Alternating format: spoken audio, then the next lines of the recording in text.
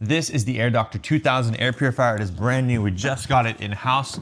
You know, I've tested numerous air purifiers on this channel, on the main channel, where I want to see the best purification.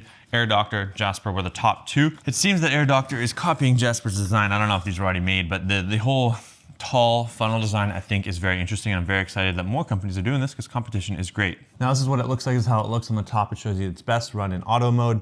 I love that these have a air filter detection device in them to know air quality is bad, increase fan speed. It's a 360 suction design, so it's gonna suck air in. The AirDoctor 1000 is also similar. It's just much smaller space.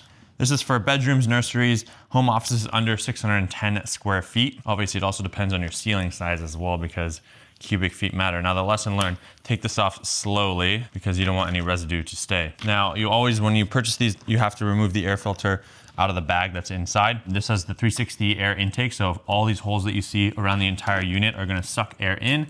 It's gonna push it through the UltraHEPA filter to remove dust, and then the carbon VOC filter to remove volatile organic compounds. And then the outside, the plastic piece, is the pre-filter, so it's gonna prevent any large objects, hair, things that can kind of stop before they get into the HEPA and the carbon filter. So it's a 3-stage filtration process, which is really important, and that's good. The HEPA is huge. I know other companies tout other features outside of HEPA. Not a big fan. Always go with HEPA. That's just my rule. It's the standard, it works, and it's good. Now what's unique about this one is it has wheels. You can easily roll it around. They're not large wheels, they're relatively small. They work well in any small space. You can see that you go 360. They're extremely tiny, but they work. You know, if you have a flat surface, in a home, I highly doubt you have like dirt or anything large that gets in the way. So it makes it easy to just roll this bad boy around. Obviously, don't push it from the top, but gently move it around and it moves. One downside could be that it just rolls off if your floor is slanted, or it's easy to kind of push over. So you really want to be able to lock the wheels as well. Let's see. There's a locking mechanism right here. That's cool. The one downside is the cable is stuck in, so you can't pull the cable out. On the AirDoctor 1000, the cable is removable. I do like removable cables because if you want to move the device and just not worry about the cable, that's nice. But then another factor is you can lose the cable. So it really depends, you know, pros and cons. It does stick out, so it's not flush. I'd love to see a flush cable. The AirDoctor 1000 is a square, whereas this is gonna pop out and you can't like put it flush up against the wall if you really wanted to.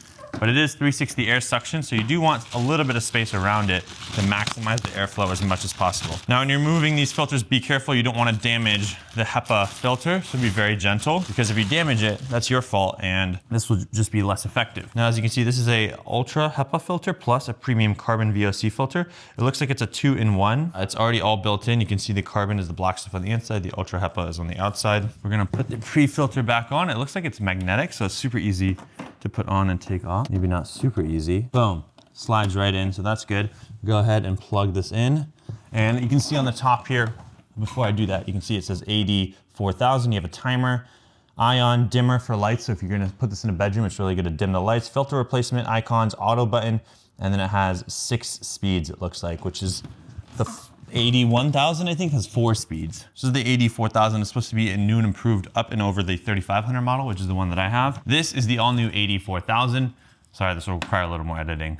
And today we're gonna share, is this thing actually worth it? Is this built for spaces of this size?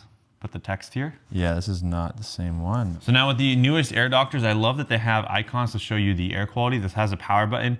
The AD1000 has a circle, which shows you if the air quality is good or bad. I do appreciate that. This is the lowest speed. You can barely hear it in a silent room. You'll tap on the speed button. This is max speed, so you can see how it sounds. So you're getting about 39, 40 decibels in the silent speed, which is pretty much quiet in any modern room, especially in New York City, and then about 70 decibels at max speed on the Apple Watch decibel reading. I love the cylindrical design. It's narrow, it doesn't take up as much space, it's vertical, and then it sucks all the air in from here and it pumps it up and out. This is definitely better for larger rooms. There is one more filter we'll test that's even bigger, so subscribe if you want to see that. It's the AD5000, I think. AD5500, AirDoctor 5500. But we'll have a link and a discount code in the description. If you want to click that link, that helps support the channel.